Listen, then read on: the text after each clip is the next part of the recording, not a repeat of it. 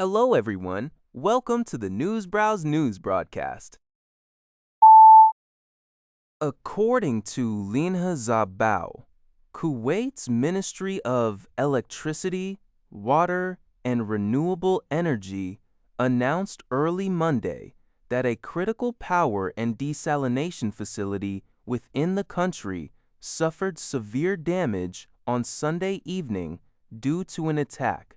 The ministry spokesperson, Fatima Hayat, stated on social media that the assault originated from Iran and tragically resulted in the death of one Indian staff member. Hayat underscored the vital importance of the security and stability of their power and water resources, assuring that technical teams are working round the clock to prevent unforeseen circumstances and maintain continuous essential services.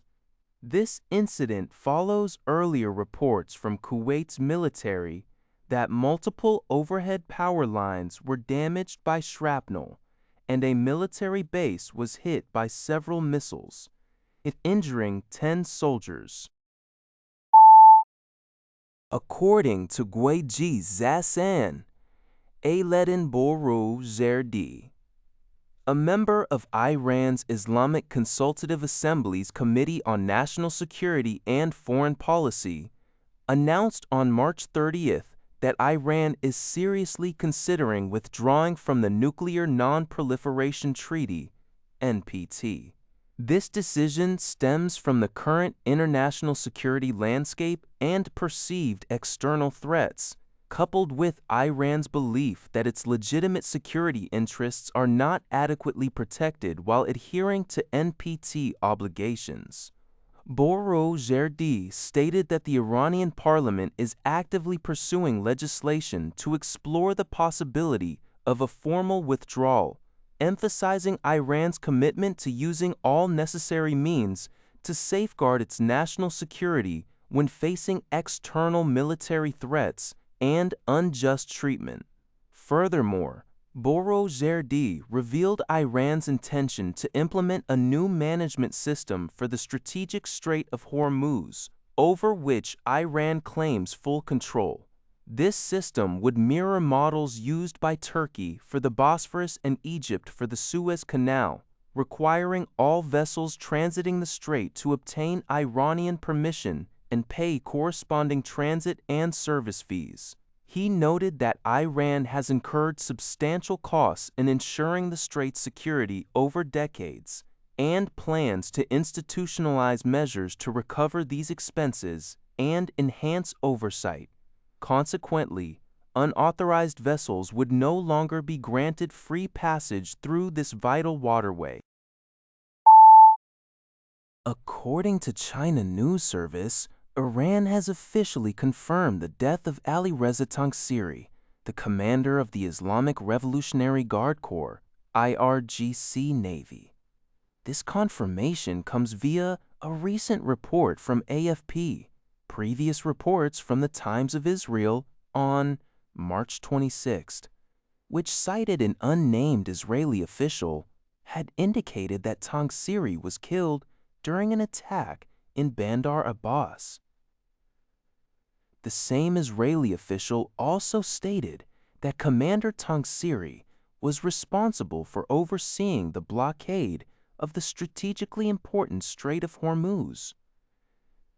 The news of his death raises questions about potential geopolitical implications in the region.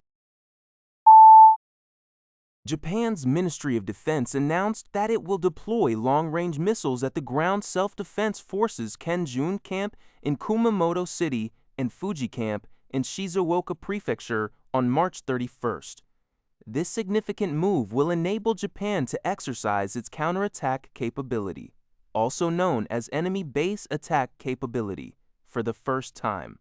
The deployment represents a major shift from Japan's long-standing defense policy of exclusive defense, which traditionally prohibited the acquisition of missiles with ranges capable of reaching other countries. The ministry attributes this policy change to the increasingly active military operations by China and Russia and a evolving regional security landscape. While the Ministry of Defense states these missiles are crucial for enhancing deterrence, there are strong concerns among local residents that the deployment locations could become targets in the event of a conflict. Specifically, the Kenjun camp will receive vehicle-launched Type 12 surface-to-ship guided missile-improved type, capable of flying approximately 1,000 kilometers, placing parts of the continental coast within its range from Kyushu.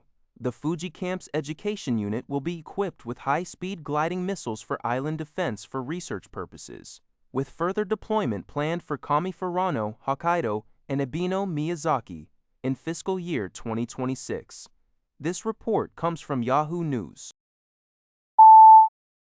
NHK reports that the Bank of Japan maintained its policy rate at its March meeting, but the summary of opinions reveals that discussions were heavily dominated by concerns over the Middle East conflict.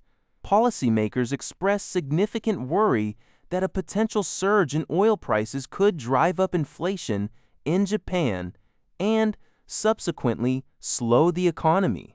According to the summary released on Monday, officials emphasized that a rise in crude oil costs would directly increase prices for essential goods like gasoline and electricity, warranting closer attention to price shocks compared to the period following the Russian invasion of Ukraine.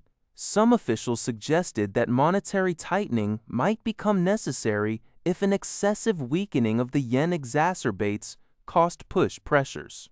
Furthermore, a faster pace of rate hikes could be considered if the Middle East conflict persists. The next BOJ meeting is scheduled for late April. That's all for this video. Thank you for watching. See you in the next video.